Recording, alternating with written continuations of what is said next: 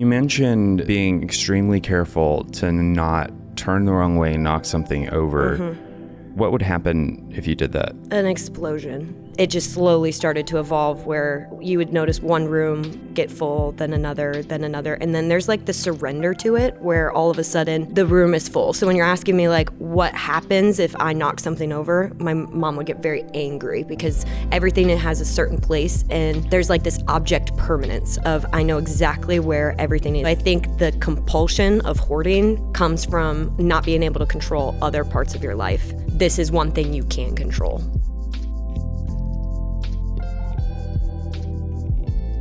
Welcome to this episode of Rooted Recovery Stories. My name is Patrick Custer, and I'm your host. Today's guest, Melissa Bull, is a media strategist who has spent her career helping people craft their voices and tell their stories. Melissa, welcome to the show. Thank you for having me. I'm really, you know all the reasons why I'm so excited to have you here. I love you. I love that we get to work together on a regular basis. I'm grateful for you in my life. I'm grateful for your healing. Oh my gosh, you're gonna make me cry. Good. Didn't prepare the makeup. There's a point system on this show. Okay. And I'm not going to tell you who has the most points, but if you win, there is a prize if you beat the person who's got the most points. And crying does give you a lot. I got it. So, I'm super competitive, so I'm ready. So the leg up you have is I usually don't tell people the rules. Okay. They're just playing and they don't know it. Okay. So, you know. Got you. You ready for this? Yeah, I'm ready. All right, let's go. All right, I want to start off by asking you what home was like, simply, for you growing up. I feel like it depends on what age you're asking me. I feel like that answer changes a lot. But if I'm a 12-year-old girl, and when I feel like that's one of the most pivotal times for a young girl, my home is very chaotic. That was a good word that you used in the intro. I'm just going to walk you in through my front door and kind of describe what my house looks like. But you walk into my front door, there's a pathway probably about a foot wide for you to be able to walk all the way through the kitchen. If you turn to the right, I live in like a ranch style home. It's a 3-bedroom house. All bedrooms are on the top floor and then there's a basement. If you look to the right, there's a long hallway that leads you down to all of the bedrooms and there's a pathway about this much. There's just clothes stacked up. There's a lot of newspapers. If you see a wooden chair, there's newspapers and they're stacked taller than what I was. Very like enclosed, like you don't feel like you have a lot of room to be yourself. You're very cautious every step you're taking. You want to make sure you're not knocking anything over because not only is that going to disrupt the home, but it's going to disrupt the environment of the people around you. So you're just being very cautious at all times and thinking, how can I not cause any issues? How can I make sure the peace is kept? I don't want to take up too much space because I want everyone to be happy.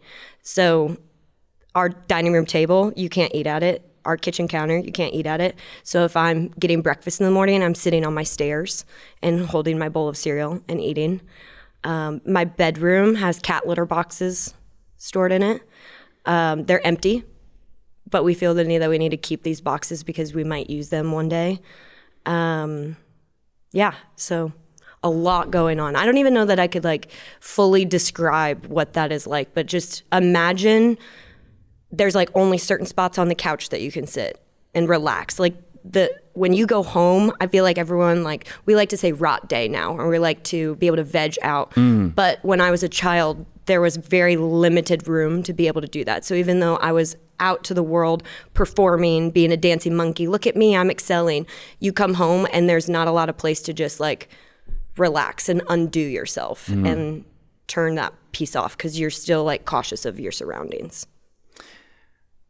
So you mentioned being extremely careful to not turn the wrong way and knock something over. What would happen if you did that? An explosion. So I think what is very interesting is like my mom was the hoarder, my dad was not. And whenever they first got together, their house didn't immediately look like that. It's just like a transition over time.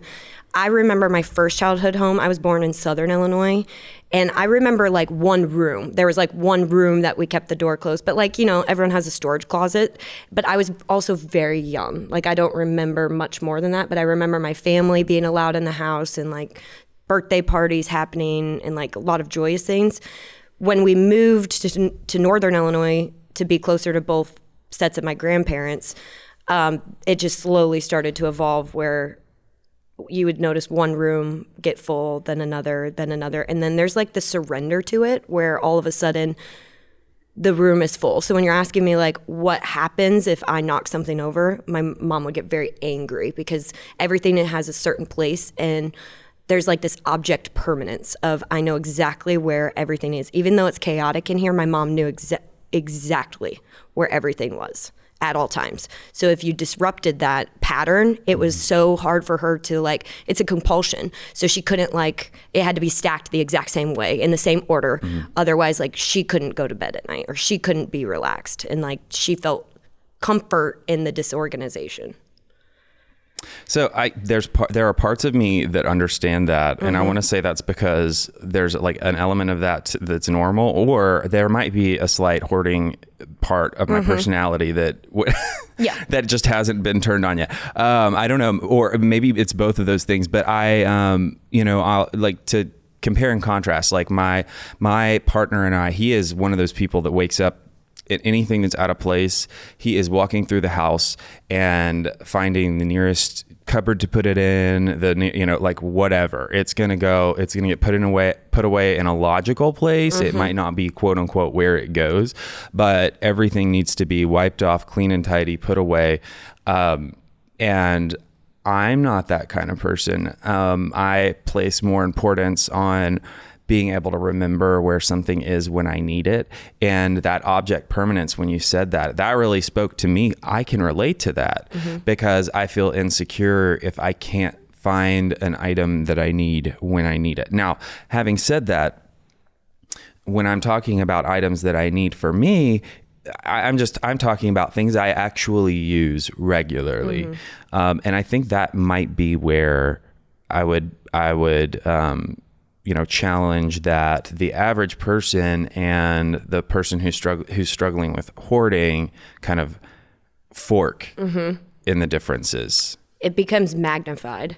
It becomes it's that, but just on a scale that you can't like imagine because it's not just something that you might need. It's something that you might need 10 years from now that you might not need.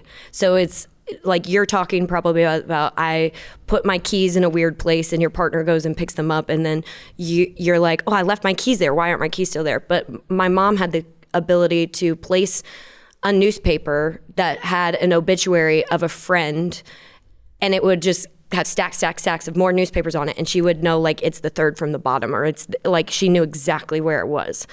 So it's a really weird concept to explain to people. And there also becomes this moment where you realize that it's not normal because when you're a kid, that's your environment. So you think everyone lives like this. Yeah. And then you go over to a friend's birthday party for the first time and you take a look around and you're like, their houses look like TV. Cause I just had portrayed that like TV shows are like perfect and they're perfectly catered. But there's like this. Did you think that what you saw on TV was like fake? That wasn't reality until. Yeah, but like my grandma's house, like my grandparents' house didn't look like that. And we'd go to other people, but I'm like, oh, they just really must have cleaned for us to come over. Like they must have like put all this effort and like how awesome that they're opening their home. Like I thought like people didn't come to other people's houses. And so like it's like this image when I see families on TV growing up and their homes, like people are laying on their couch and just spread out. Like I just almost thought it was staged. And then you start to be exposed to more people and you're like, this isn't, I'm the weird one. Like all of these friends that I'm sitting around a lunch table with, I've been to all of their houses. Mine's the only one that looks the way. So you mentioned that you started off, your first home wasn't like that. Yeah. How old were you when you moved in? How old were you when you remember the new rules starting to be implemented? Mm-hmm. I was like just under 3 when my parents picked up and moved. My brother didn't exist yet. But I think every hoarder, and I feel like anyone that has a similar story, they have what's called a trigger point, or something that happens in their life that sets it off, where it becomes like this compulsion that they can no longer shut off or ignore or say this is wrong. And I think for my mom, she had a really rough year. So when I was 5 years old, my brother, she got pregnant with my brother, but she had also found out by going into an ultrasound that she had cancer.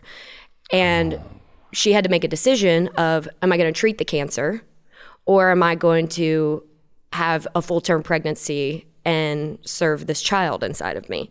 So this is going on.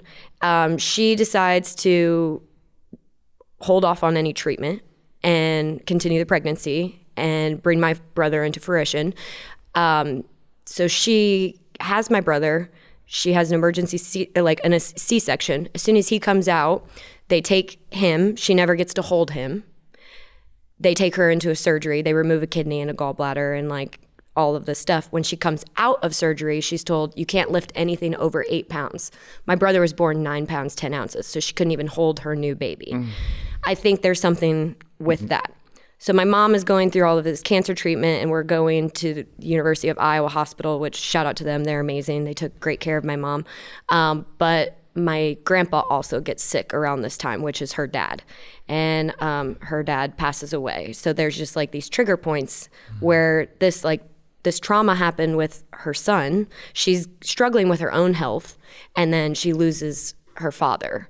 Well, the 3 major relationships, like nuclear relationships that we have in life, outside of friendship, which some of that kind of comes into family, but are your offspring, yourself. I guess I should start with yourself, your offspring, and a primary caregiver or parent. And when all 3 of those have your access to them is being either taken away, threatened, and their livelihood, all 3 of those were having access. I mean, like, truly, even with herself being able, right? Like in a situation like that, I have to think you feel out of body and so out of control because of these other things at some point that you don't even have a connection with yourself.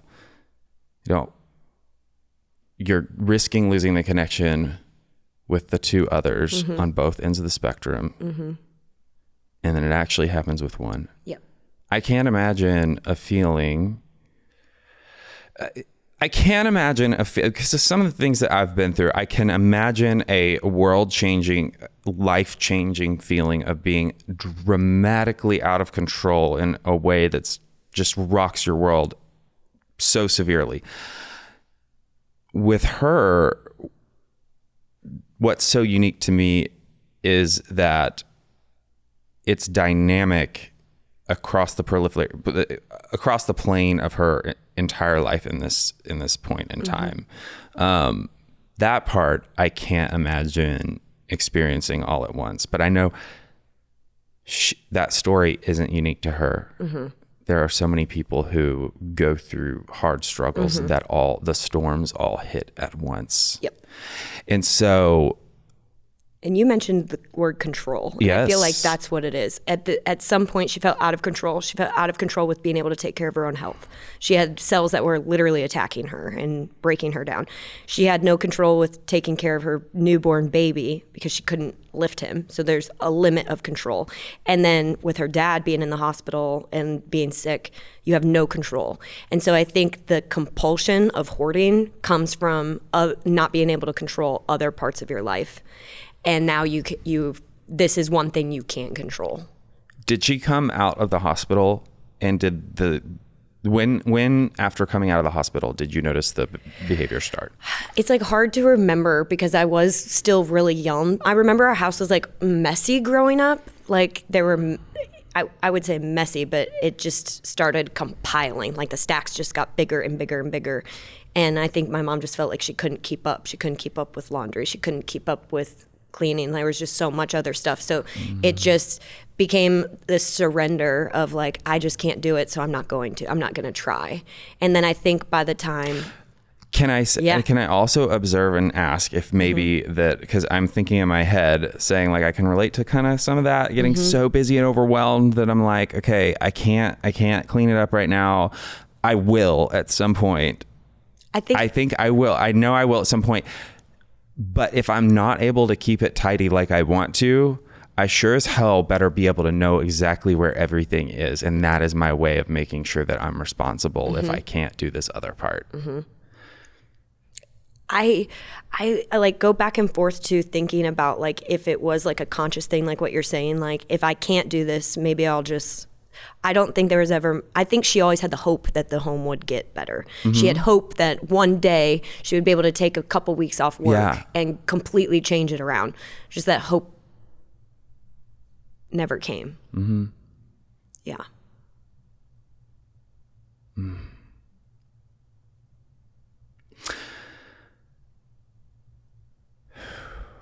What you just said there, hope never came.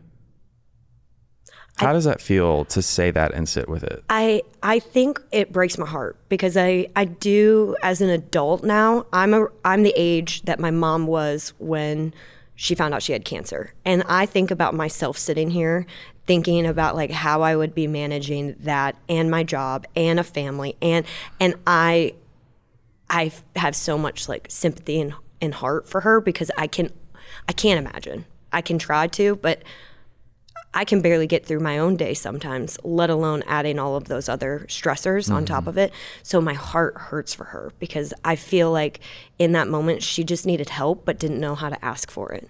She needed support, and not the support of people coming in and cleaning, but probably people telling her to take a couple of days off work or taking me and my brother off of her hands so that she had more time. Like, I think there could have been ways to help her, but I also think I don't know that she wanted the help either at the time. Like, she was so ashamed, and I feel like you can relate to that. There's like a moment where you know how bad it is, and you know that it's not right, and you know that you do need help, but you just can't imagine opening that door and stripping down to that. It's like being naked. Like, you have to be so vulnerable and expose everything. And I think when people get so far deep into whatever it is, they can't imagine like stripping down and being that vulnerable with people, because the lie or the shame and like I'm gonna hide this, I'm gonna hide this, I'm gonna hide this. It's such a compulsion that you can't ever imagine not having that. It's like an addiction to that frame of mind, like in that you don't know how to not live with that tension on you. Oh yeah.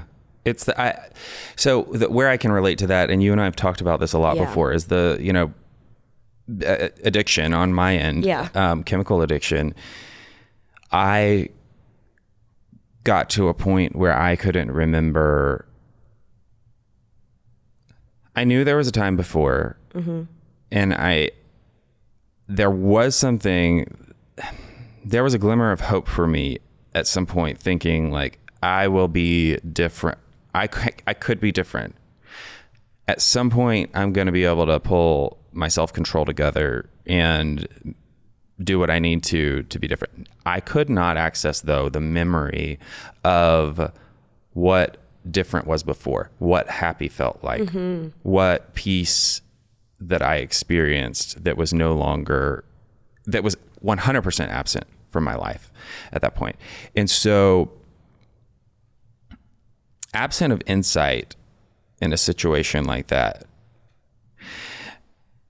I think you're just surviving. You're surviving, but you're surviving, and fear of the unknown is literally like the addiction, the behavior addiction, and fear of the unknown are like just feeding each other, because I like to draw this parallel. This is where I was kind of wanting to go full circle with where I can empathize with this.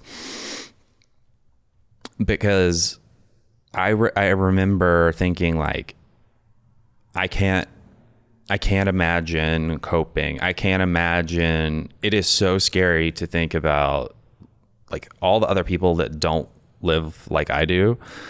First of all, I don't want to think about the fact that that is the case and they're probably healthier. Like, it's easier for me to just know that they exist, but like I don't analyze the fact that they're like, keep that at bay, keep that out, yada, yada, yada. And don't acknowledge the reality of how drastically different, right? And the idea of changing just can't, like, you cannot comprehend it, and it's so scary of what it looks like and what it'll feel like on the other side. And because you don't know, instead of it being like even anywhere in the middle, it's all of the worst things you can think of, and even the ones you can't. Because when you have the monster that you've never heard of before, you're like, wait, okay, so does this monster like torture you before it kills you and then eats you? Or does the monster like, you know, I'm just thinking of a metaphor of, right? Like, if you don't know about, if someone was to tell you tomorrow there's a monster literally that's going to come terrorize the world or show up and do something really bad, you're going to start asking all kinds of questions to yourself and trying to figure out, okay, what's it going to be? How can I prepare? That's the fear of the unknown people like us go through when we're battling something so overwhelming that we can't even approach change. We're asking for help because I don't believe you have the power to keep that monster at bay. You might even be part of the monster. And think of the isolation that makes you feel. The isolation of like, I'm so alone, no one could possibly understand what I'm going through. It's so easy for you to have a clean house. So easy for you to not drink. It's so easy. It's so easy. How could you sit in my shoes and remotely understand me? And that, I think, is the, like, when we're talking about like recovering from that trauma, it's just that you feel so isolated. You feel like no one can relate to you. No one can understand you. And that's what makes the monster keep growing, because you feed that monster into thinking you're so alone and no one can help you. And you're so deep into this that there's no way out. I see a lot of emotion in your eyes right now. When you talk about those things, I know you're speaking from the perspective of your mom, but did you feel a lot of those same emotions as a child? I think I have so much shame, and I'm still working on this, but you want to protect this secret because you know that you feel bad for your mom, and your mom will say, like, don't let them come to the door, or if someone knocks on your door, like, don't answer because we can't open the door because then someone will look in and see that our house isn't normal. Make sure when you're entering and exiting. Wait, so what would you do if people came to the door? Just not go to the door. Or you'd wait for them to walk away and they're turned around, and then you could quickly open and be like, oh, sorry, I was in the bathroom. I thought I heard something. And so you could sneak out and close the door behind you to be able to talk to whoever is there. Like, there was little like tricks and strategies, and all of our curtains were always drawn. There was never natural sunlight coming into our house because people would be able to see inside.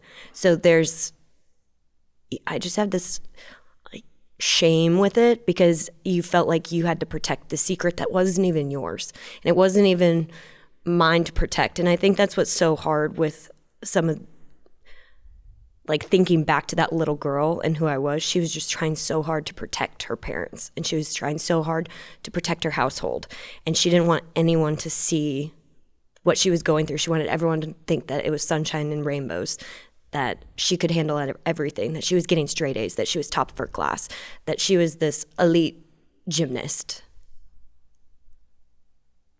How did you know that people weren't supposed to see? My mom's reaction. She would flip out if anyone was coming to the house. I was never allowed to bring a friend into the house. Like, there were no, like, inviting a friend to come over and have a sleepover. My dad, in fact... But you're a very inquisitive person now. Were you always? No. So you'd see the behavior of fight or flight from mom and just act upon it. You didn't question why... it's so weird because you're a child, and this is like a person that's biologically connected to you. You're biologically connected, and she is supposed to love you. And so you want to protect this. It's like the same way the mom wants to protect her young. The young is like trying to reciprocate that and mirror that back, because I feel like I always had this, like, I owed my mom for like being here and being on this earth. And that's something that I still work on today. But I feel like it was just like, I grew up being like, I did not ask to be born. I had the very You had the exact opposite. I had the very opposite. And she would say, like, you're lucky to be here. I worked hard to have you, like XYZ. So she would put that, and then I took that so as, you verbally got that narrative imparted to you. and I learned if I clapped back and if I fought it, the worse it got. So the more you just kind of like succumb to that. And then eventually if someone's telling you something for so long, you start to believe it about yourself. Yeah, but when you say if you like that narrative was happening and you clapped back, the worse it got, what do you mean the worse it got? Abuse. Like, you're going to regret saying that. There's punishment involved with, don't talk back to me, don't this, because I think there's also like a level of insecurity that my mom had where she knew she was in the wrong, and when I called her out on it, it like sparked the tensions extremely high. And my brother and her, and versus me and her, we have a very different relationship because my brother is 5 years younger. So a lot of his memories when the house was really bad, he doesn't remember the way that I do, where I was 12. Like I was taking babysitter classes to be able to go watch other people's kids. Like I was very young and independent. So we just have a very different description of our childhood.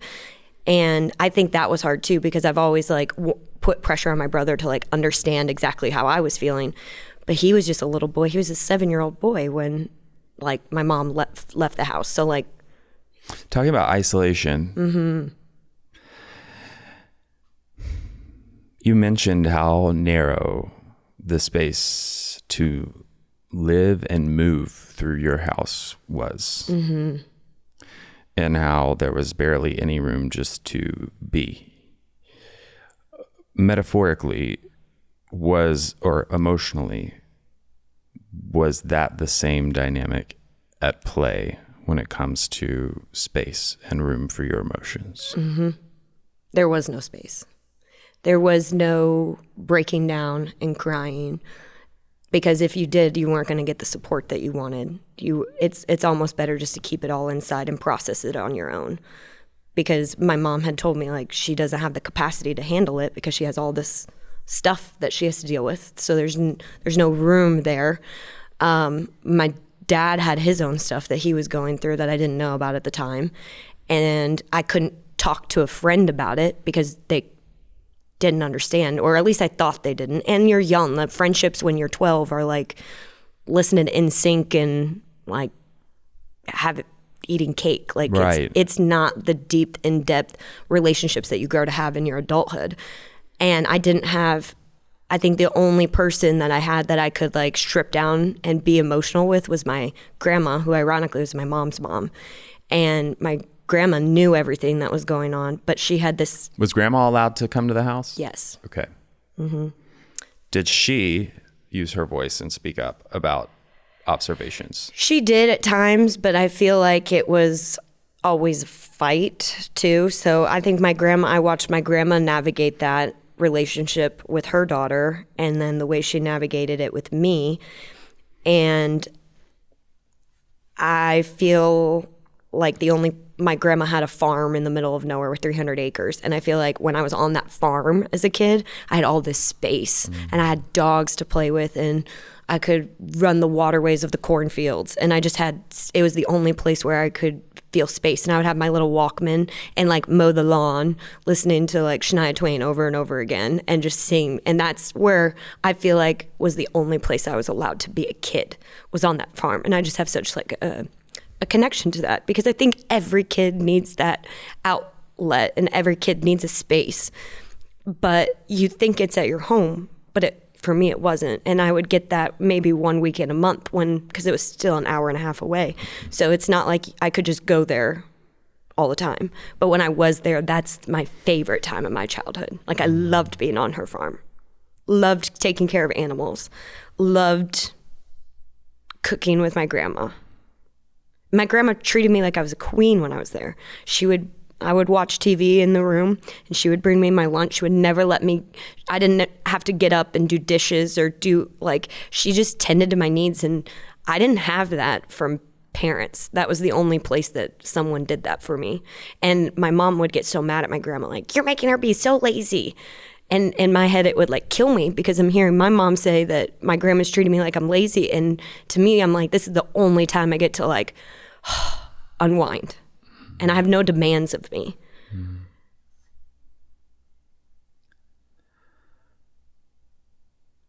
Did you feel like your grandma was the only one who saw you? Yes. Yes. Because she saw that it was her daughter. And I feel bad for my grandma too, because I have just such a big heart, but I feel bad for her because I think if you have a bad dog, like you're like, what did I do to raise it wrong? Like I didn't socialize it, I didn't. So I think my grandma had some guilt of like, what could I have done better as a mother? And so my grandma tried to overcompensate, and not overcompensate, I don't want to use that word, but my grandma made it her mission to make sure that my brother and I had everything that we needed and we were cared for. And even when my parents split and they were still fighting, my grandma always made sure that my brother and our needs were tended to. And she's the only person that I can say, like, to this day, that always thought about us first. When I think about people who were raised in similar conditions, oftentimes they didn't have a person like your grandma in their life. And I feel like what you've described is the one source of hope for a different life, a different way of being was presented to you. And knowing what we're going to get into here in just a little bit, how much work you've done and transformed and healed and are continuing to do as an adult, I don't even want to say the word easy, but I think that relationship with your grandmother must have made a clearer path for you as an adult to seek something better, seek healing and loving that little girl beyond what she was able to do.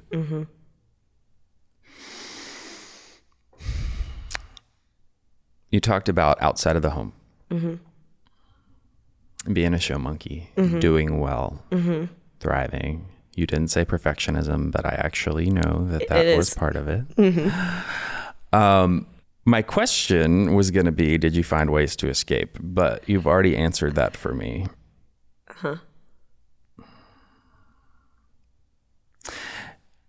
When we talk about escape and all these ways that you were performing and being perfect and achieving and being the picture of what you thought you needed to be outside the house. How was that an escape for you? Because if I could make other people talk about my achievements, if I could make other people talk about how successful or how pretty I am or how talented I am or how athletic I am, then they weren't talking about my home. They weren't talking about my parents. They weren't talking about the bad stuff. So I looked at, if I do this, the conversation about the bulls in my tiny, tiny town in the middle of nowhere, Illinois, is going to be positive because they're talking about achievements. They're no longer going like, can you believe they live like that? Or can you believe... Wait, so the hiding wasn't successful? No. People knew? Yeah. How did they know? When you try so hard to hide something, I think there's always going to be exposure to that, because when you're trying so hard, people they sniff that something's not right. And I think actually it all kind of like we had next door neighbors that moved in, and I became very close with those next door neighbors, and they had a dog that I would like babysit for them when they were away. And my brother there was a little girl that was the same age as my brother, and he brought her into the house, and she was the only person that had like been allowed to come into the house. Well, like regularly or just once? I remember at least one time. Okay. Like one time. And I think just the lie started to slowly be exposed, but no one talked about it, or at least didn't talk about it directly to me, but you would hear whispers of it. So I think when you go out into the real world and then you're like, I'm in top of my class, I'm getting all A's, I'm so smart. I look at me, I'm arriving early to class. Look at me, I'm this elite level power tumbler, and I'm trying so hard, and I spend so many hours at the gym. So you can talk about all of that, not the whispers. It just changes the subject. And I think that's for like anyone, whenever you're trying to hide something so much, people always know, even though you try really hard to protect it. Do you remember anybody? So clearly you had an awareness that people knew. Yeah. Do you remember anybody trying to break through and do something about it? The only time I can remember is my dad's father, so my grandpa, started to be very concerned that our home was a fire hazard, because if our home lit up, there were so many newspapers, that were so many things that would catch fire and make the home burn extremely faster. And I started hearing my grandpa talk about that. And then it started to be like, this isn't just like a secret anymore. This is like a hazard. This is dangerous. Like my home is a danger zone. And it wasn't until I heard that conversation that I wasn't supposed to hear, that I started getting really concerned, because at first it was just this game of like playing hide and seek and hiding who we were. But now I'm like, I'm trying to hide and protect this so much, but is it dangerous? When you phrase that question, I think back to when I was a kid. That statement / question would not have remained there. You got a message of, is it dangerous? And real adults that I actually trust are sending that message. Did that snowball into like intrusive and or obsessive thought patterns? Yeah, that's when like I think there became this divide between me and my mom, and we have never been the same since that conversation. And I don't think she won't do therapy with me. She won't like work through a lot of the stuff, but I think that moment was a pivotal moment for me. And that's where I was like, my dad is filing for divorce. I'm aware. The moment you're talking about was that, did your grandfather say this as a group to my dad? Okay. We were at my grandparents' house, and my grandpa pretty much like was screaming at my dad and saying like, if you don't get those kids out of that house, I will. So it's either going to be you or me, but those kids cannot live in that house. It's dangerous. And he was like angry about it. And it wasn't until I heard that I'm like, my world is about to explode, and I'm going to have to pick a side, and it's going to have to be one that protects not only me, but my little brother. And so then you're this young girl, 12, 13 years old. I was 12 when my mom moved out, and I'm going to have to do something that she's never going to forgive me for. Why did you assume that you were going to have to pick? Because my parents, it was always the way that they parented was like me versus, my parents didn't parent together. Even when they were married, it was separate. I don't know how to describe it, but my dad was a teacher, so he was on the same schedule as me and my brother, so we spent a lot of time with my dad. My dad did a lot of chauffeuring me and my brother around. My mom had a sales job, so she would drive around and sometimes not get home until late.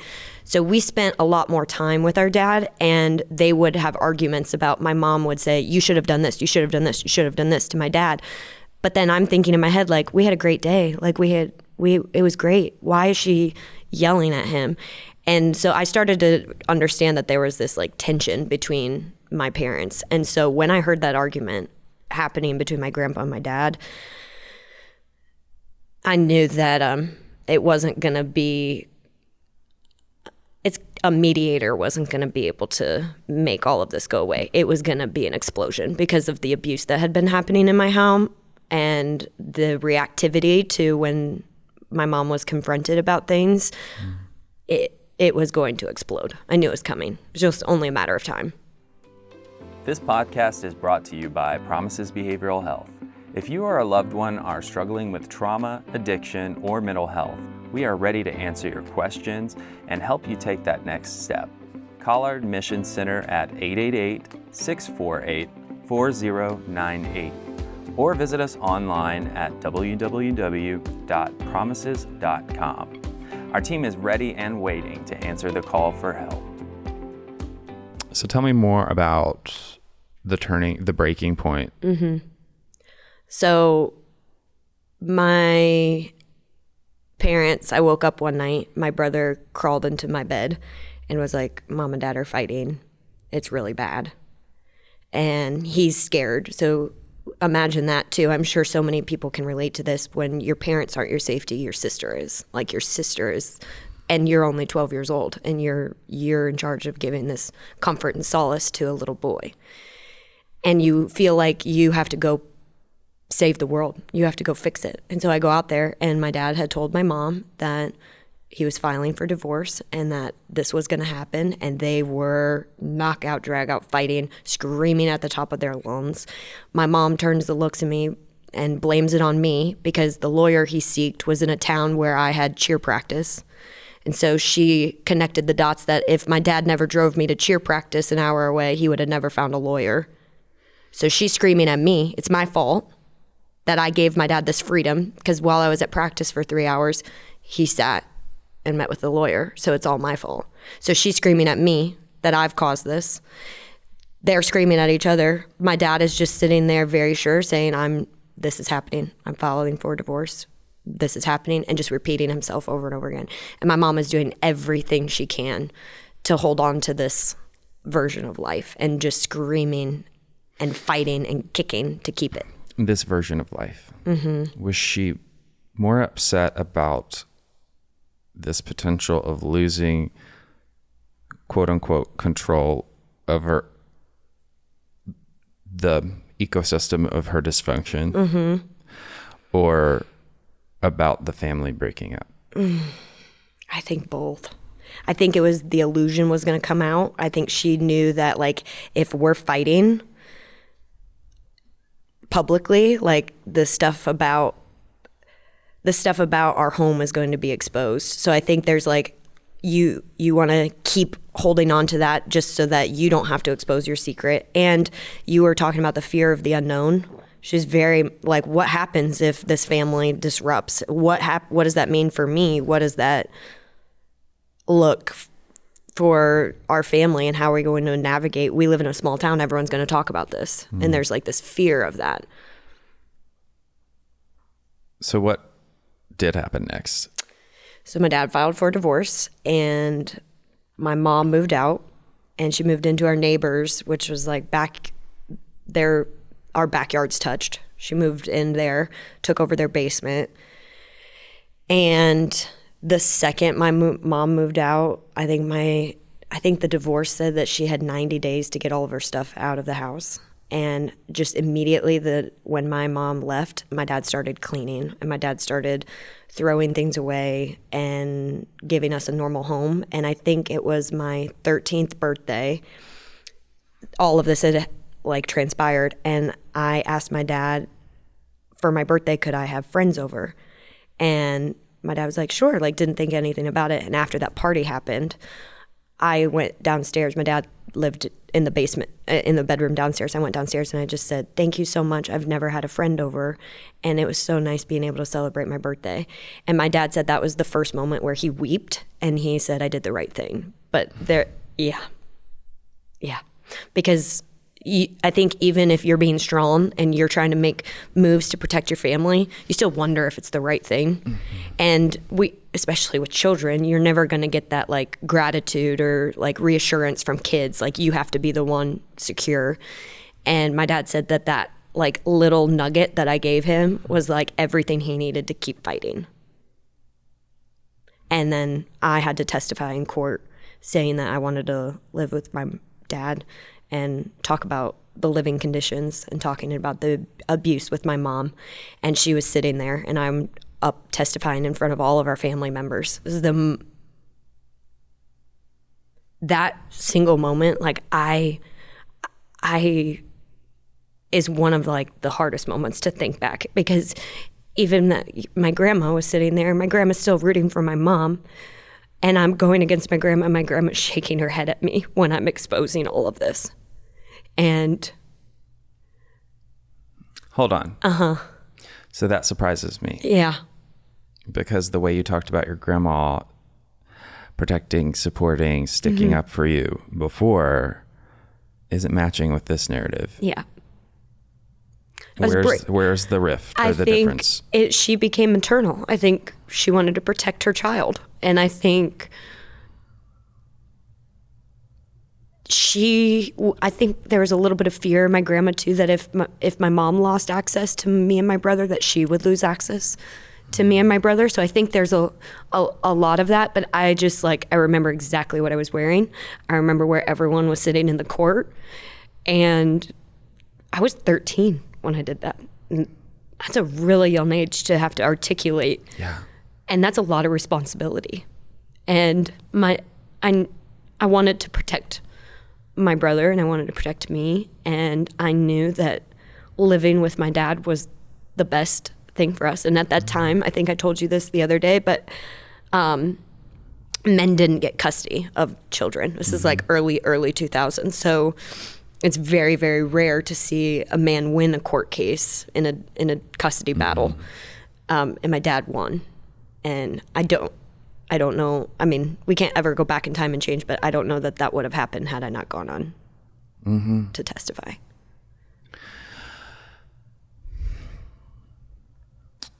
You eloquently explained why you did that.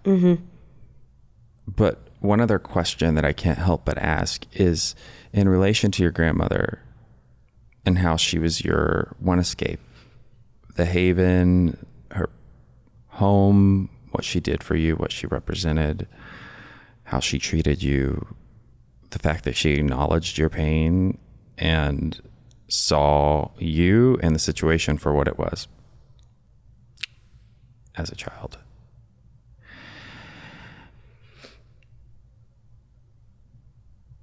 How did you approach when you knew she didn't agree with what you were doing?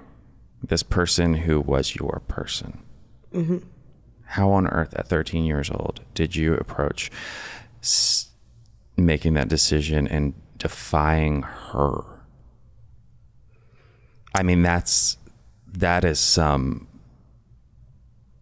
I don't even know the word to describe. I think you're just surviving. And my grandma gave me this sense of solace that I was getting maybe once a month. And I knew if I went and testified, I would have that solace every day. And I think you're juggling, I'm going to hurt this person that I care a lot about, and she's been there for me, and I'm going to hurt her. But it's going to make my day-to-day life easier for me to live. It's going to protect my brother. And so when you're weighing pros and cons, my whole life changed after that. My whole life changed. And I think I knew the gravity of it. It was harder to talk about the abuse that was happening more so than the hoarding. But I just knew that I could have that life every day. I could be free in my own home, and I could have what all my other friends had. If I would just be strong for the 30 minutes I had to go up there, I could get that. And so I did it. I wish I could go give that sweet little Me too. angel a hug. She's a fighter. She's so strong. And I think she would be so proud. She would not believe like where I am today. And I think she'd be glad that it all worked out, because at that time when I did that, I didn't know that it would even work. Like at that time, you're going into that vulnerable saying, I want to live with my dad, but the court could very well say, you're going with your mom. And then the retribution that you would undergo. Yeah. The risk Yeah. that you were taking wasn't just potentially losing those relationships because of them being mad at you. Wow. Mm-hmm. At 13 years old, most of us don't even, I mean, we've heard the term pros and cons, but at 13 years old, I was a smart kid, but like I didn't, like critical thinking was not...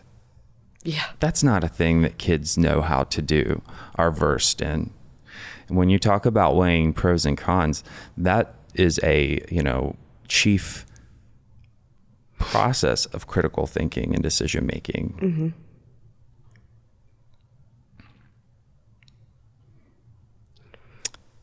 Your ability to do that, mm-hmm. was it born out of just pure need for survival and seeing adults do it? Or did you have a specific person teaching or mirroring that for you? I don't think anyone mirrored that unless they were a teacher. I think my tumbling coach was a big part of my life. She was very well put together, very professional all the time, said all the right things. There were times where, like in gymnastics, everyone knows Simone Biles had the twisties and couldn't perform and had to take herself out. That's a very common thing, and a lot of times it happens from a trigger point. So I would go to the gym and I wouldn't be able to perform, and my tumbling coach would go, "Were you at your mom's this weekend?" And I would say, "Yeah." And she's like, "It's okay. Let's try something else." But like even she started to have this awareness, and I tried to be so strong in front of her because I idolized her and I wanted to be her. Like she was this beacon of like, I want to be her. She's my role model. And I'm so thankful that I have that. And if I could give advice to any parent, is make sure your kid gets involved in something. Doesn't matter if it's knitting, doesn't matter if it's a sport or a piano, but I am so thankful that I had a place that felt routine outside of my home, because that was very organized. And even my coach would start to ask me questions. "Were you at your mom's this weekend?" And I would go, "Mm-hmm." She's like, "Let's try something else and we'll come back to this." How did you know it was safe to tell them the truth? I never really had in-depth conversation. I just think maybe my dad must have had, I truly don't know, but maybe my dad was telling her what was happening. But I think now I also coach athletes that are this age. I think you just start to understand this isn't common to their performance. So it's not me yelling at them. It's not them. Something is going on. And I think she recognized that. And she started. But you knew what I'm getting at. I know why she knew. Yeah. You knew she was asking for a reason other than just like, "Oh, what were you doing this weekend?" I was not performing, and she knew that. Right. I am the perfectionist. That's not like me. Exactly. But what I'm getting at the root of it is there was so much emphasis on Mel. You and the family never admit, infer, always, the storyline always has to be the same thing. Mm-hmm. Like that part of you that when asked about, because you knew she was asking to identify for a reason that was, you knew why she was asking. Mm-hmm. And that if saying yes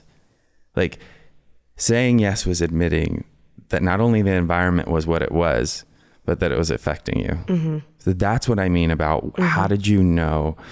What told you it was safe enough to tell the truth, even though you weren't telling her all the things? Mm-hmm. Do you know what I mean? There's a lot of verbal happening there. Looking back, I think she was probably the first person I told, I didn't even communicate, but she just asked me. Peeled back the curtain. Yeah, and I allowed myself to show just a small part. And maybe it's because of the intricacies of what tumbling is, but she spotted me and like would flip me upside down. There's a lot of like trust built into an athlete coach, and that like I'm literally going upside down. I could land on my neck, die. You are catching me. And there's like this unbound trust that isn't communicated because you never talk about like, you're not going to drop me, right? So I think there was already that unspoken trust. And then when she asked that question, I remember just like, I cried, and I'm not an athlete that typically cries at training. And I just said, yes. And she said, well, go over there. We'll come back to it. Like, go work on that. And she just let me have my moment to like break down. But a lot of times, whatever was going on, I was processing it through my tumbling. I was hitting the mat as hard as I could. I could be angry there, and I could use my power to like contain and have an outlet for it to be somewhere. Because that's like before therapy. That's before friends. Well, I would challenge you on that. Yeah. It was your therapy. Yes. Before mental health therapy entered the picture for you. I think we oftentimes forget or don't know, or just we're so accustomed to thinking when we hear the word therapy, the sit down talk therapy with a counselor or psychiatrist, psychologist. And thank God, like you said, that you had an outlet. I'm going to switch back really quick to when you testified. You had to talk about and describe, and this makes all the sense in the world, for that judge, what your living conditions were like. And I know that you described your house at 12 and what it was like walking through. I've seen some Hoarders episodes. I've known a handful of people that came from hoarding homes. And I know enough to know that it's not one size fits all. I know you're well-versed now as an adult on speaking the language around hoarding. So using that framework, could you now describe for me the household and how it would be assessed with the language that you know? So in hoarding, there's 5 stages. So it starts very small, where there's just like piles. And a lot of people probably have that. Like I have a pile right now in my closet of laundry, and that's like maybe a level 1. And then you have the extreme, which is level 5, which your bathrooms don't work. You have animal feces on the floor. I was at a stage 4. So what stage 4 means is that at least one exit of your home is blocked. So our back patio door, you could not go in and out of. You also have at least one bathroom that you can't use because it's being used for storage, or it's displaced, like it's not being used for what its purpose is. And then same thing with the dining room table. If you're not able to like eat on a table, like as a family, that makes it level 4. So I did not have animal feces growing up, and I've seen episodes of that, and I'm like, oh my God, I can't even imagine. But my house was not far from that, as far as like the stacks of piles of things everywhere. And we would hold like your kitchen drawers, you would pull them out so you could stack more stuff. It gave more counter space. If you pull your drawers up, you can stack more stuff on it.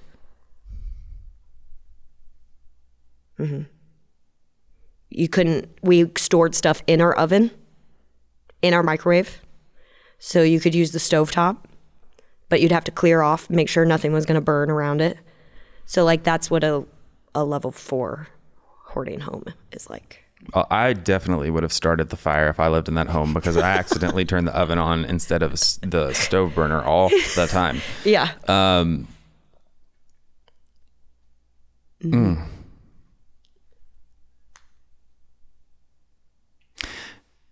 Cleanliness is a big factor. Yeah. How would you describe that? So I think people see those episodes of hoarding, or like My Life, I don't even remember what it's called, but they'll see those awful shows and they'll see the bathrooms and they're like, oh my God, this is absolutely disgusting. But what people don't know about hoarding is a compulsion, and it falls in the same family as OCD. So my mom had the compulsion to hoard, but she also had a germophobia, like she's scared of germs from the cancer. So every time we go out to dinner, she's handing out hand sanitizer. We have to keep our hands clean 24/7. You're washing your hands. Our toilets are being cleaned regularly. Our showers, there's this like fear of germs. We have to wash our dishes before we put them in the dishwasher. They have to be completely clean. And then the dishwasher is used for sanitation. It's not to clean the dishes. You're not putting like a ketchup plate in there. You're washing it completely clean and then putting it in the dishwasher. So I think that's where like it's very hard to explain to people because they see those episodes and they're like, oh, you're living with feces. But there were also very strict rules about germs in my house. So stuff could be piled everywhere, but the germs could not. And the organization and placement of all of these rules, like you carry into your adulthood. And I remember when my parents did get divorced, we had a mediator that came and met with my brother and with me. And they were like asking what we wanted. My brother was like, I want my parents to get back together. Like that's, that's where he is. He's just a little boy. And I'm like talking about my mom's hoarding. And I was like, well, if I hang my jacket up here and it's not like if I put my jacket in the closet, I get in trouble because when I pull my jacket out, things come out of the closet. So she wants me to hang it on the banister. And I get in trouble for like putting my stuff away. There's rules with even just your coat. You get in trouble for putting your stuff away? Yes. If it's not where it's supposed to be. So like if you hung the coat back into a closet, a winter coat, I'm from Illinois, it's very cold up there. You hang it up there, when you pull it out, you could accidentally pull some of the stuff that was on the bottom of the closet out.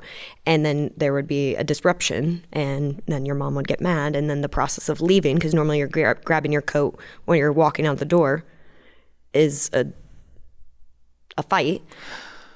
So this might be a duh realization that just hit my brain, right? Because, I mean, you and your brother and your dad weren't the hoarders. But from what you just said, a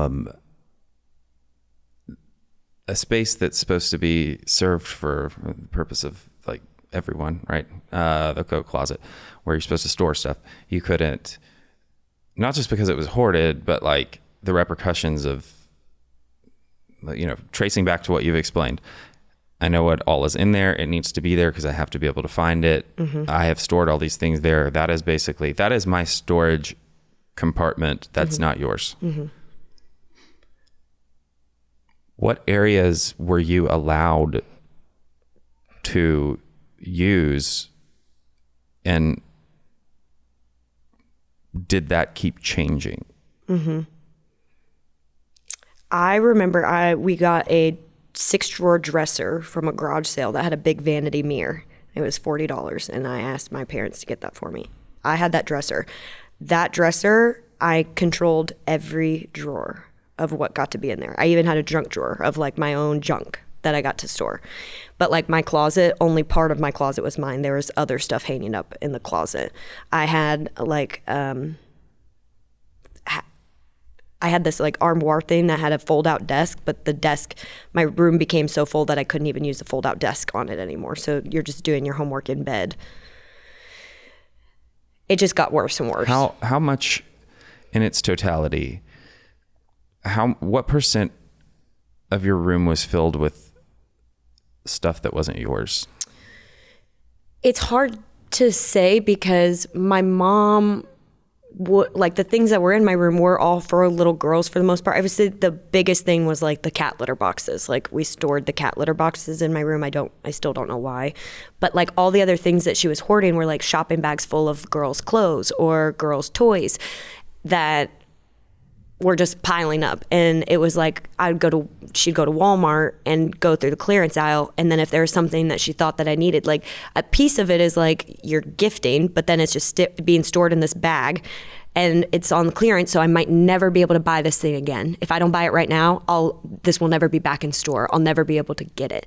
And so the compulsion was I need to get all of this stuff from clearance and have it just in case, because I might not ever be able to get it again because it's getting discontinued.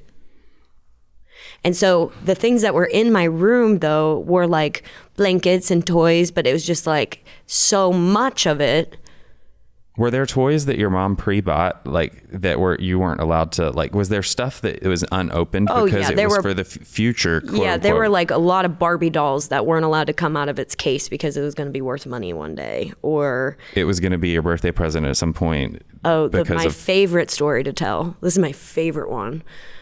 This is after my mom had moved out. So I was like 15 and iPod touches were a thing. Yeah. Okay. Yeah. So I'd never had an iPod touch, and I went Black Friday shopping with my mom because I was spending Thanksgiving with her. We went Black Friday shopping. Walmart had a deal where if you bought an iPod touch, it was like severely discounted and you got like $100 gift card to Walmart. And I remember being with her and she bought it for me and I was so excited. And on Christmas morning, I was so excited I was going to get this present. The present never came. And when I asked my mom, I'm like, where did the iPod go? She had lost it. She didn't know where it was. And I got told I was ungrateful because of all the other stuff I got. How could I not just be happy with all the other stuff? And so it became this big fight, but I never got that iPod touch. And my brother and I joke about it to this day of like, one day we're going to clean and we're going to find this iPod touch with $100 Walmart gift card, but I never got it. And I know that I was with her and she just misplaced it. So there were so many times where she would buy this stuff and then never remember a birthday gift or an Easter present or a Valentine's Day present. And it would just stack and stack and stack. I can't imagine growing up in a room where I used to, as a kid, this is going to tell you something about me. I know this is learned behavior. I didn't come up with this on my own, okay. But my sister, so it was my sister's fault.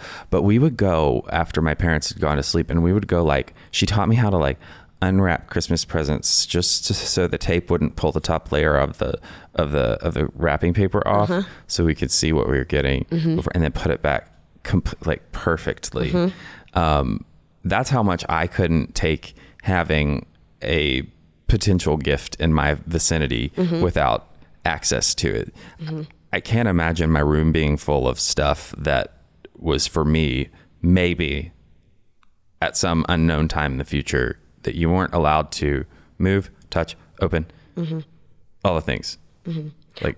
But I think I'm hearing you and I'm thinking about I never really thought about it like that, because sometimes opening some of that stuff and breaking those rules was worse. So it just made more sense. It made more peace if it just stayed in that bag. And you didn't want to because of, wow. And there was this part of that compulsion was taught to me too. So I'm growing up in this environment and I'm thinking that we have to save these toys for the future because they're going to be worth all this money. And I'm hearing my mom say this and I believe her. And I'm sure there are Barbie dolls worth lots of money now, but but I trusted that. And I took on some of those behaviors and would abide by those rules because it was an excitement. I started to attach to the same feeling my mom would get when she would buy it, and I would get that feeling with her. Which leads me right into my next question, which is one of the hardest things about growing up in a dysfunctional household is realizing how much it's shaped you. So when did you start to recognize the ways that that experience was still affecting you even after you left? I still am a little bit of a hoarder, I feel like with memories. And I think it's the sentimental stuff that when my mom if we brought home a school paper or artwork, she would always keep every single piece of it. So it wasn't until I went away to college and I started cohabitating with people from across the country and they would throw this stuff away. And I would be a piece of me would be you're not supposed to throw that away. These rules were so deeply ingrained. And even though I had lived with my dad through high school, not in a hoarded home, there were behaviors that he had adapted from my mom of things that we weren't supposed to throw away. And it really wasn't until I went to school and all of these girls are throwing empty makeup containers away and empty or research papers, and they just throw them away. And I'm you're not supposed to do that. Clearly, that was the most shocking one to you. Yeah. Was that the first pattern that you were able to identify that you actually addressed and broke yourself? Yeah. I started being able to throw stuff away. And I got confidence from it, from watching other people do it, and their worlds weren't collapsing whenever they threw some away. Like when you're in a hoarding home, you think that if you throw something away or you get rid of it, your world is going to collapse. Like you're going to need that one thing, and each object has so much power. Whether it's a newspaper or whether it's an iPod Touch, it has so much power. And when I was watching people just be like, I'm going to throw this away. I don't need it. I don't need it. I don't need it. I got confidence in being able to, I don't need that. I don't need that. And so I like learned from all of these other girls that were around me. And I was like, I don't need that. And it's like, it became kind of fun. It's like, I don't need it. And they gave me the confidence to feel like that. And so I feel like each of these people that I've lived with, I've learned from. And you just gain like a sense of like how you want to live. And it's still not, I think the hardest part about growing up in a hoarded home is I had no chores growing up. So when I became an adult. Wait, let me take that. Let me take you back a second. You may not have had any prescribed chores, but if I heard you correctly, there were rules. Well, there were rules, but there were also your own outlined responsibilities that some would describe as chores, which were to caretake and tend to your mother's emotions and the state of where things needed to be and what they needed to look like. All the time. If it was out of place, better fix it. That's not even a chore. That's a 24/7 hypervigilance. Yes. How can you have chores if you're actually, chores are when you live life, things get a little messy, so we got to go clean up now. But when it's a hypervigilant state of 24/7 being, there's no need for chores because it's always consistent. But then when you're not in that hypervigilant state, then you're like you have to vacuum. I didn't vacuum. We didn't have spaces to vacuum. You have to do your laundry and put it away. It can't just like be in a pile somewhere. You have to do the dishes. You have to clean. Like none of that stuff I grew up doing. So when I became an adult and started living on my own, learning how to integrate that into your routine, I didn't have that as a kid. So that's a hard skill to learn, and I'm still not great at it. I still can. I guess where was your turning point where you realized, oh wait, okay, this is another part of, and I hate to use the word normal, but like this is different and I need to adapt. When it came to catching up on things and maintaining your environment. I really don't think, I think even when I lived with those girls in college, I was performing and matching what they were doing. So I would like clean to like match their energy. But I don't think it started to be an awareness until I lived with a former partner, and they had a schedule of like, we need to do this, we need to do this. And it was in that some of those conversations I started to realize this is so foreign to me because I didn't grow up like this. I didn't have a mom telling me to do these chores or a dad telling me, because it was quite the opposite. It was make sure everything stays in its exact place and don't move it.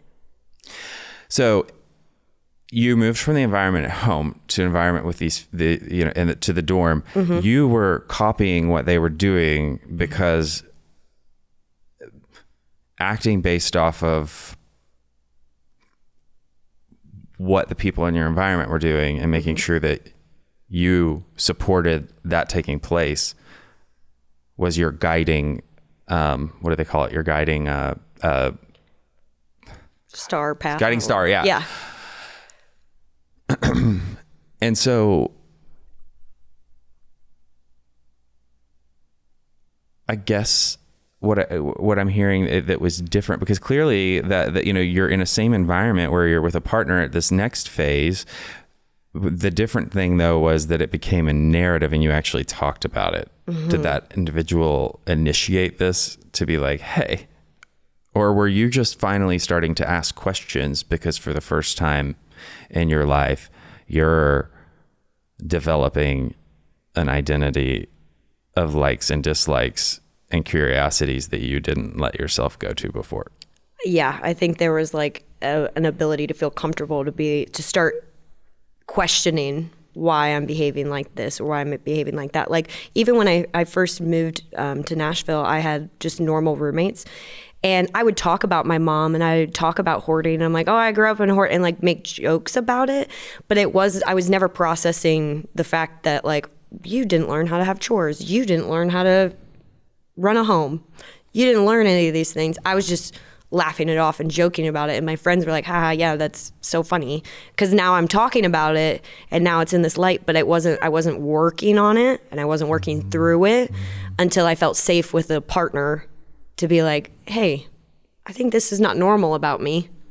What do you think? And starting to deep dive into myself and my behaviors and my habits. It wasn't until I was with that partner that I started to question any of it. When we start to question, we gain insight. When we gain insight,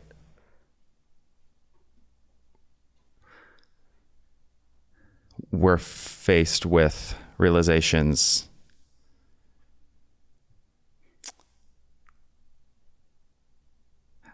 What did you do with that information going forward about your life? I think it would be so easy for me to say that it was all wrapped up neat in a bow and I addressed it right in that moment. But I think it was something that happened over time. And I really don't think I started to inquire anything about myself until that relationship ended. That relationship ended and it was like, oh, I felt seen for the first time. I felt like I could be honest and be open, and that relationship ended and that safety net was taken away from me. And now I'm breaking down, crying in my closet, crying about this relationship. But when I started being that relationship wrecked me. And I feel like we all have that at some point. But when I got into therapy, like what got you into therapy? Him. Because I was so upset and I knew I was having really scary thoughts, really sad thoughts, lonely thoughts. And I was like, this is not normal, and I do not want to be like my mom. I do not want to downward spiral, and I don't want to not address this pain. Mm-hmm. Can you describe what you're talking about when you say the thoughts scared you? I shouldn't be here. I'm not worthy of being here. I don't belong on this earth. Maybe I've already peaked. I've already won all these national titles. Maybe that was my role on earth. Maybe there's nothing else in the future for me to do. Maybe there's nothing more. I've already accomplished everything that I need to accomplish. Maybe my mission with God is done. Having those kind of thoughts. Mm-hmm. Were you starting to believe them? Mm-hmm. They became more real every day. And it started to scare me. And I think it was scaring I was living with my brother at the time. And my brother was hearing me wail, cry. And he was like, this is not normal and you need to get help. But what I found is when I started that therapy, it was to heal this relationship. It was to heal this loss of this person. And then I get told by my therapist, let's read this book. Let's do this. Let's do this. And through every single time I go into this challenge, go into this workshop, thinking I'm talking about my former relationship. And it always flipped. And I was always thinking about my mom. I was always thinking about my childhood. And all of these insecurities that had acted out in this relationship were not the relationship. It was all unhealed, unresolved trauma that was not letting me be a good partner and choosing the wrong partners. I hear you say that there was a direct correlation to acting out the same dynamics that were the trauma from childhood in that relationship. Mm-hmm. Did you notice threads between those dynamics and your other relationships with people and your ways of life as well, leading up to that? I think so. I think honestly, this is a new thing that I'm learning about myself, but I've talked a lot about explosions and knockout, drag out fights. What I haven't told you though is after those knockout, drag out fights and after those explosions, we wake up and we act like everything's normal. So there was never talking about the resolution of the problem. It just stored there. And then the next time something happened, we got to pull from all of that data, all of that information, and then the new stuff that happened. We never resolved anything. So I think when I'm looking back at relationships with partners and I'm looking back at maybe friendships that have ended, I have a really good way of just being like, I'm fight. Now I'm tired. I'm going to go to sleep. I wake up like everything's fine. I've realized that normal people, I don't want to say normal because no one's really normal, but people need a conversation about what happened, how to resolve it, and how to move forward. I don't need that. I can just shut it off and wait until the next explosion. Because there were never resolutions to anything in my childhood growing up. Have you started to practice a different way? Yeah. It's hard though, because I think when you're acting in an emotional state, your first thing is to go back to what you learned. Yeah. And I don't always notice it. And now I have like friends that will be like, I need to talk this through. Like that was not okay. And we need to talk about this. And it burns me because I'm like, why can't they just shove it away? Why can't they just move on? They're the problem. Right. It feels like their dysfunction and big emotions. Oh my gosh. It feels like they're big, like the lesson you learned as a kid that you got so good at doing, which was tuck your emotions away. You're looking through that same lens automatically at your friends, being like, and relationships. You're failing at a lesson from a school and a class that you never attended. But regardless, you're failing. Yeah. And I get that. I mean, different systems, but growing up in a dysfunctional family system, I mean, like there's parallels through and through of what you're talking about. So I feel like that's my biggest lesson of just like how I resolve conflict and how I approach it. And I think being able to speak your feelings and your needs and being vulnerable enough to know that that person does have the power to say no. If you speak this, they might say, I can't give you that, or I don't know how to give you that. And if you ask for something, you also have to be able to understand that there's a yes, that could be the answer that you want, but there's also, they have the power to say no. And that was the scariest thing about communicating my feelings, because if you don't communicate, at least you're only hurting yourself. You're not facing that rejection face on. Like that person isn't directly rejecting you. You're in control of that rejection. And the hurt. But now being through therapy, when you say like what I call, my therapist is an oftener statement. So it's an observation. I notice, ... The next is, it makes me feel, ... I need, ... I'm requesting, ... And again, that puts the power in the other person's hands, because you very calmly explained an observation, because it's a fact, no one can argue with that. A feeling, how it makes you feel, and you're allowed to explain that. Something that you need to resolve that. And then, do you think you can do that, a request? Next time, do you think you could do X, Y, Z? They can very well look at you and go, no, that's not how I'm wired. I can't do that. But then you're hearing that rejection. But those like 4 sentences are what, when I'm at a point of conflict, that's what I'm thinking. So for the person that wants to remember this, you said oftener because it's an acronym. Yes. The single words are observe. Feeling. A need. Request. We're missing a vowel, but that's okay. It's I'm just kidding. OFNR. I know. I know. I know. Oftener. Yeah. Yes.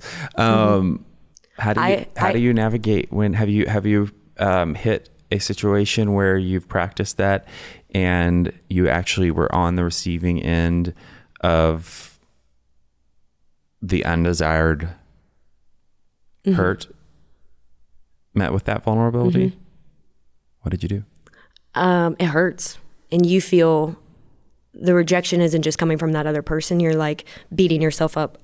If I would have never said that, you go back to the woulda, coulda, shoulda. If I would have never said that, we wouldn't have even had that conversation and everything would be fine and I wouldn't lose that person. But there are some things and there are strength in being able to say, hey, I noticed this. It's making me feel very bad. I need this. This is a non-negotiable for me. Can you give that to me? If that person says no, it's rejection, but you also have to look at it as like, who do you love more? Well, and let me ask a follow-up question. Yeah. As more time goes on and you've looked at those situations where you've gotten the no after getting vulnerable with the offner, has any perspective, insight been given to you about what you thought at the time was the result actually was hurting you, but ultimately was it just uncomfortable and the no or rejection that you received was actually protecting you because of your vulnerability? I think there's so many times where the opposite has happened when I say this and then the person goes, absolutely, yeah, sorry, I didn't even think about it like that. But when you grow up in a childhood where you are predicting everyone's emotions, there's this you're not communicating with these adults, you're not communicating with these other people. You are assuming what they're thinking about you. You're wearing all of that responsibility. And so I think that offner statement has helped me. I think that this person is doing this because of XYZ, but to them, maybe they just had a really bad day and they didn't even notice and they have their own stuff going on. But you are always assuming that you're the problem, you're the fault, so being able to communicate this and now you say an offner statement and someone goes, oh, no, sorry, I just was running late. I had a longer phone call with my mom because she's going through something, so I couldn't be there at the exact time that you wanted. I'm so sorry. And then you're like, oh, there's like peace and relief in that. So as hard as it is to feel that rejection, I also want to celebrate like the wins in that because you start to feel this like strength and confidence of like, maybe it's not so bad to talk about my feelings because it's just a really simple answer. And then there's obviously times where it's not so simple, but I'm really proud of I'm proud of you too. And I'm glad that you, because that was going to be my next question. It was about the positives that come from it. Yeah. But I'm still going to go back and ask you after the fact, what's the perspective that you've gained on the negative ones that you don't have right away? I think, not to get like too spiritual, but I do feel like it's all part of the plan. And I had therapy before this morning. And I think it's to not make your biggest strength your biggest weakness. And I think my biggest strength is how strong I am. And I know that I can overcome anything, but that can also be my weakness because I don't ask for help.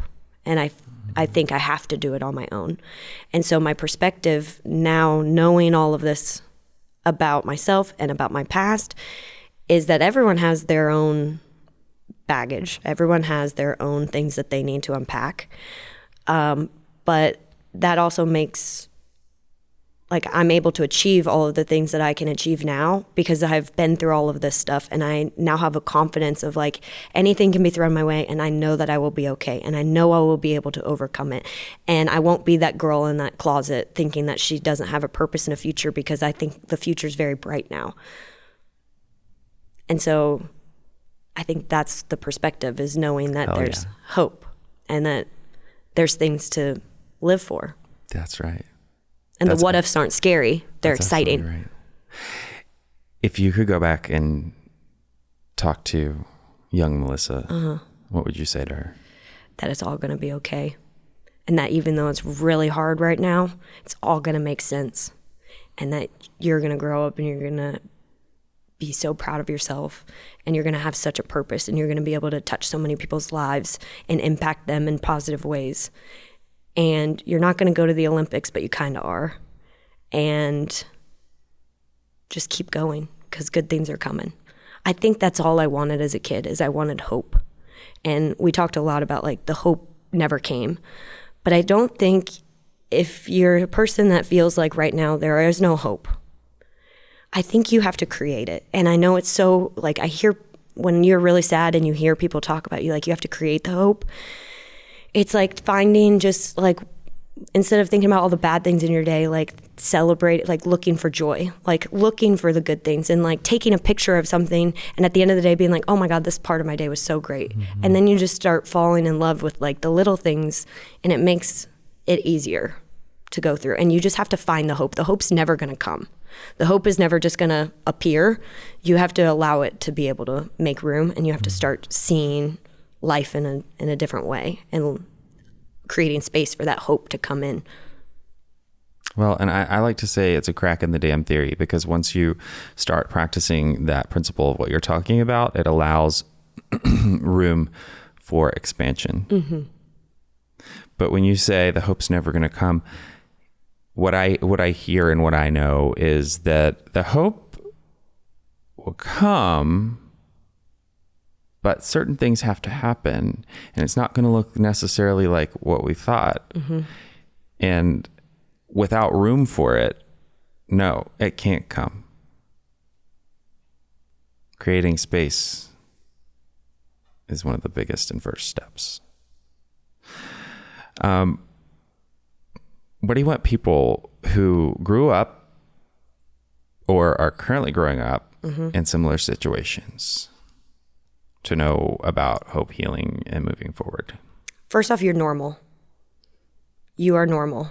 And there are other people like you. You just might not know them. But you are normal, and you will find your community of people. One day you'll be able to talk about this, and someone will relate to you. Someone will, you're not different. There are people out there like you. You just don't know about them, because the way you're protecting your secret, they're protecting theirs. And the more raw and real you start becoming with those around, the more hope that comes, because someone might have a solution to something that you're going through. The more raw you get with people, and miracles can happen when you allow that room and that space to come in. So I just encourage you to know that you're not alone, and you are normal, and you're worthy, and your story is your story, but there are other people that are surviving it too. And you'll figure it out. You'll learn how to adjust after it.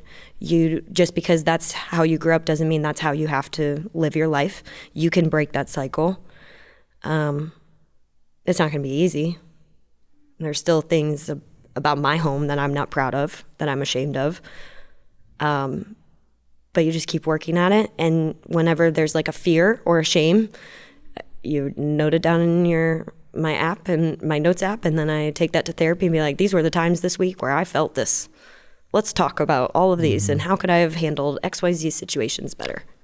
If someone hasn't experienced any form of help outside of their own doing things to control what they can on the inside, what would you recommend the first step to be? I think if you're scared about talking about it with a friend, and you don't feel comfortable talking about a stranger, maybe you think therapy is like dumb, and you're not going to open up to a stranger. Stranger can't possibly understand. I would encourage you to start listening to podcasts like this. I would encourage you to start listening to books on tape, because that you can do in the privacy. You still feel safe. You can listen to that in your car alone, and you can still feel safe, and you can start to have like an understanding about where you are before you even have to like start stripping that down and talking about it with other people. Knowledge is power, and one of the great pavers to creating a roadway or space for hope and eventually change, which is why I love so much what we get to do each and every day on this show, and what you get to do in your line of work. I mean, it gets me excited to wake up every morning, and for every single new person that I talk to, there's, like you said, perspective is a gift, and it's such a thing, because I could sit in this chair or in my role in life and go, oh, the heavy weight of all the emotions I soak up all the time because I talk to so many people with troubled lives, and I help put, people that are so messed up into treatment, and there's so much wrong with the world, and oh, how sad it is. Or the perspective I do have, which I'm so grateful for, is like, the world is beautiful and bad things happen. But how awesome is it that it's not only matched, but hope exists and solution exists that is so much greater than the problems and the trauma. That we live in a time where there's access to this. Access to the information is first. Mm-hmm. And I love that's what you said. If the smallest thing you can do is not even telling the closest person to you, but listening to and connecting digitally with other people and other stories, do that. Don't let go. And I would just second that. Yeah, it gives you strength because you don't feel alone, and they unpack things in a much more organized way than you're doing on your own. And it helps you get just small fractions of perspective, like you're saying, in the moment. And then as you continue to go and the years go by, the perspective just gets so much bigger and bigger and bigger. But thank you for what you do, because you talk to so many people and you let them have a platform to be able to talk about some of these things that they are so ashamed of and that has hindered their life in so many different ways. But the more we do this and the more we talk about it, the less someone else is going to think that they're the problem and they're not normal and that they don't belong here. I am on a mission to help as many people transform whatever shame they carry into their biggest fucking asset.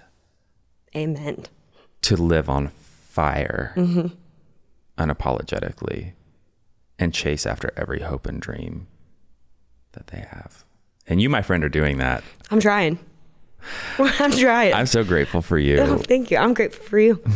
I want you to know that I'm a super spiritual person, and I get chills like whenever God is in the room or whenever like there is a movement of some kind. Like I get the spinal chills, and like my back was literally just like lighting up the entire time we were talking today. And so anyway, thank you. Thank you. Yes. And to all of you, we're here for you. Yes. In the audience. Thank you for tuning in. We're grateful for you. And I'm going to close out how I always do, to remind each and every one of you that it's never too late to start loving yourself. And you're always only one decision away from a completely different life. This podcast is brought to you by Promises Behavioral Health. If you or a loved one are struggling with trauma, addiction, or mental health, we are ready to answer your questions and help you take that next step. Call our admission center at 888-648-4098 or visit us online at www.promises.com. Our team is ready and waiting to answer the call for help.